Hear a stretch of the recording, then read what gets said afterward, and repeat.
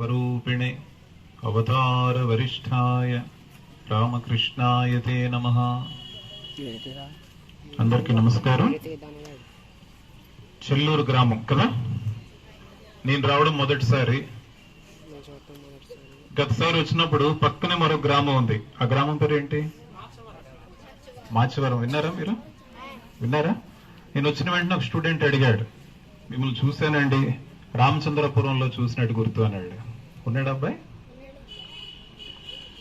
నేను రామచంద్రపురం కూడా వెళ్ళాను, ఇక్కడ దగ్గరలోనే కదా ఇవన్నీ కూడాను। రాయవరం, రాయవరం అనేది మండలం అండి, ఇక్కడ రాయవరం మండలం। అయితే ఇంత చక్కగా మంచి కార్యక్రమాన్ని ఏర్పాటు చేశారు। మీ టీచర్స్ అందరూ కూడా ఎంతో బాగా ప్రిపేర్ అయ్యి మంచి మంచి విషయాలు మీతో పంచుకుంటున్నారు। అందరిలో ఒక రకమైన ఉత్సాహం ఉంది। స్వామి వివేకానంద జయంతి వేడుకలు మనమంతా జరుపుకోవాలి అని ఉత్సాహం ఉంది కదా।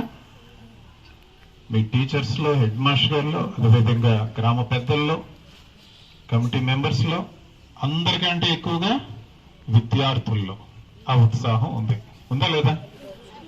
విద్యార్థుల్లో ఉత్సాహం లేకపోతే 10 గంటల నుంచి, ఉదయం నుంచి అలా కూర్చుంటారా?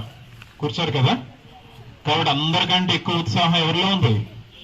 విద్యార్థుల్లో ఉంది। ఉందా లేదా? మరి స్ట్రైట్ కూర్చోమని కూర్చున్నారా? అబ్బాయిలు కొంతమంది ఇంకా బెండ్ అవుతున్నారు। మీకు ఒక విషయం తెలుసా? మన సృష్టిలో మనిషి మాత్రమే భూమికి ఈ విధంగా స్ట్రైట్ గా నిలబడగలడు, ఓకేనా? మన బ్యాక్ బోన్ మాత్రమే స్ట్రైట్ గా ఉంటుంది। యానిమల్స్, బర్డ్స్ ఏవి చూసినా సరే ఎలా ఉంటాయి?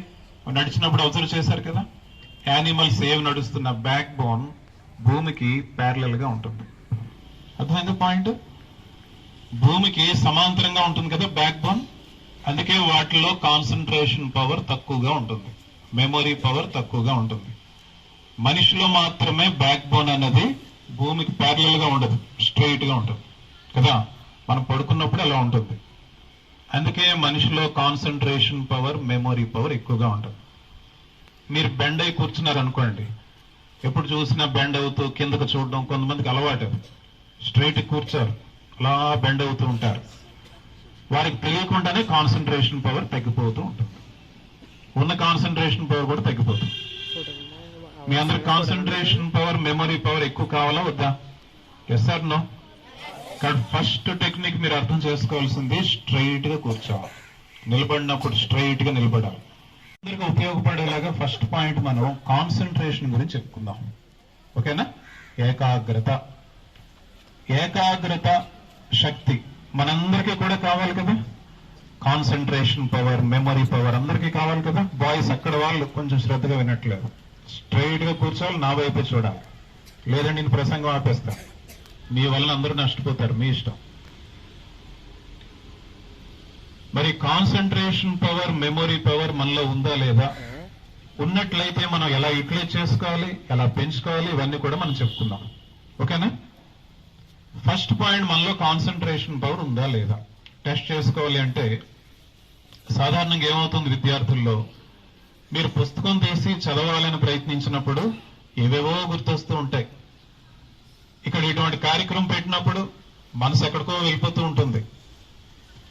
అయితే మీకు బాగా నచ్చిన ఒక మ్యాచ్, క్రికెట్ మ్యాచ్ అనో, ఫుట్బాల్ మ్యాచ్ అనో చూస్తున్నారు,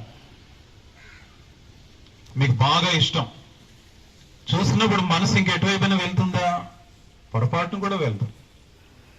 మీకు ఆకలి వేయదు, నిద్ర రాదు, ముందు ఆ మ్యాచ్ ఫైనల్స్ ఏమవుతాయి చూడాలి అనుకుంటారు। అంటే మీకు కాన్సన్ట్రేషన్ పవర్ ఉన్నట్టే లేనట్టా? ఉన్నట్టే కదా। ప్రతి ఒక్కరిలో కూడా కాన్సన్ట్రేషన్ పవర్ ఉంది। ఓన్లీ థింగ్, ఇప్పుడు ఇబ్బంది అంతా ఎక్కడ వస్తుంది అంటే, ఏ విధంగా అయితే ఫుడ్ ఐటమ్స్ లో మనకు నచ్చేవి చాలా ఉంటాయి, అవి ఆరోగ్యానికి మంచివా కాదో చూసుకోవాలి, అవునా కదా? ఆరోగ్యానికి మంచివైనవి మనకు నచ్చకపోవచ్చు, ఇలాంటివి చాలా ఉంటాయి కదా।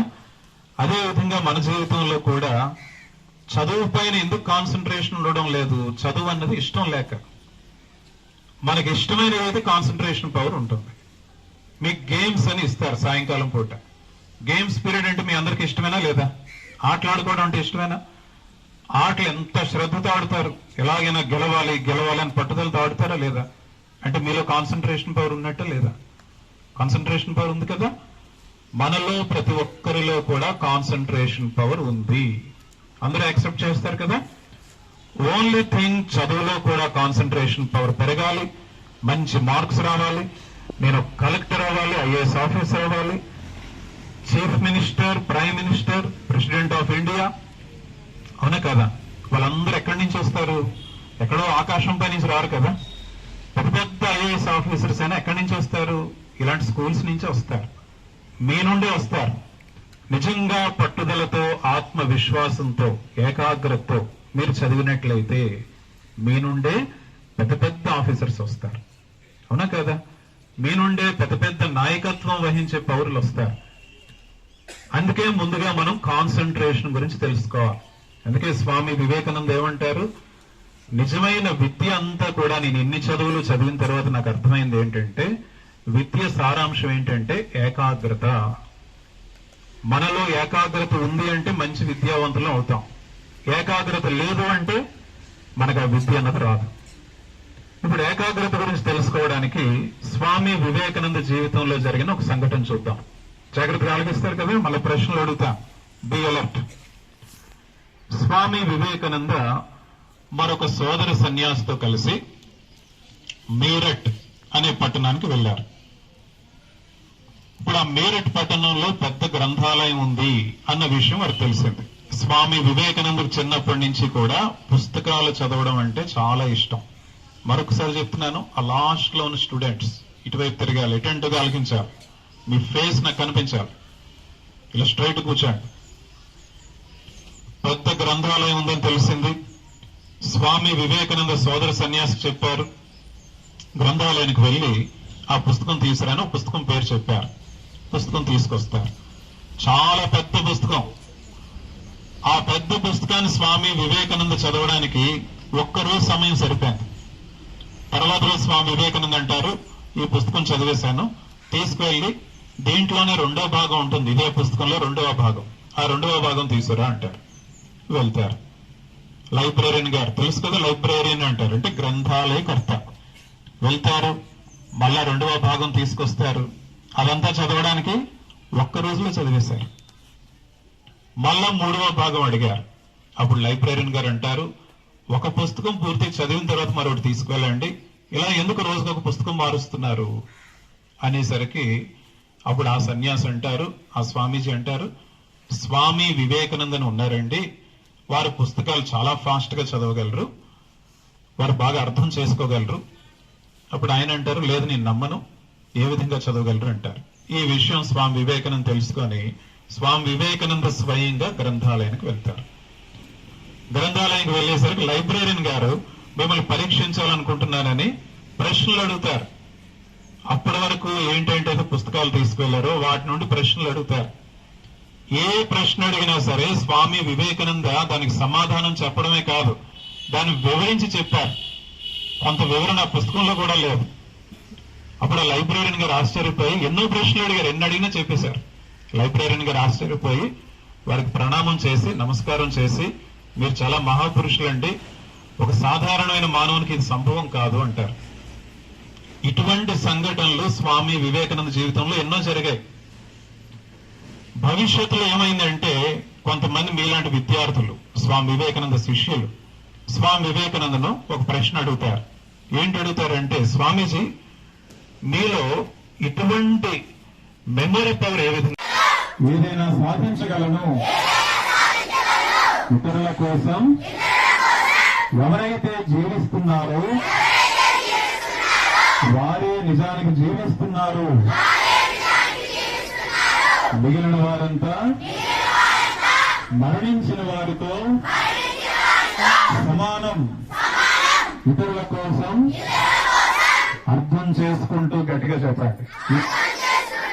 అది రిపీట్ చేస్తారా? అర్థం చేసుకుంటూ అందరూ గట్టిగా చెప్పాలి, ఓకేనా? అందరూ అర్థం చేసుకుంటూ చెప్పాలి.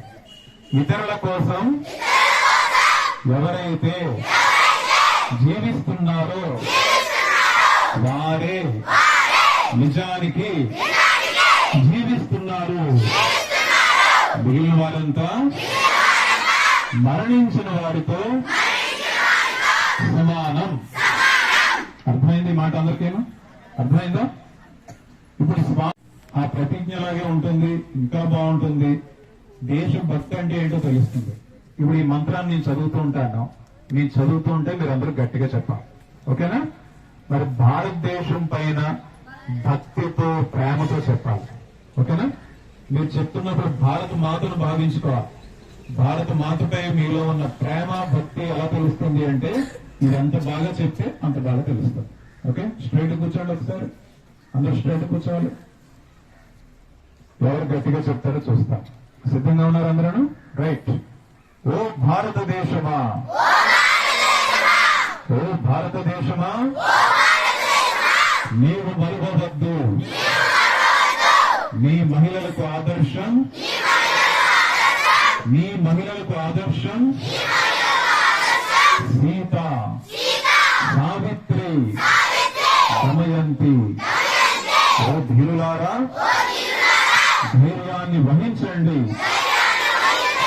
సాహసాన్ని ప్రదర్శించండి. మీరు భారతీయులని గర్వించండి, మీరు భారతీయులని గర్వించండి. సగర్వంగా ప్రకటించండి, మేము భారతీయులం. భారతీయులందరూ మా సహోదరులు. ఇప్పుడు కూడా అమ్మాయిలే గట్టి చెప్తున్నారు. అబ్బాయిలు ఓడిపోయినట్టేనా?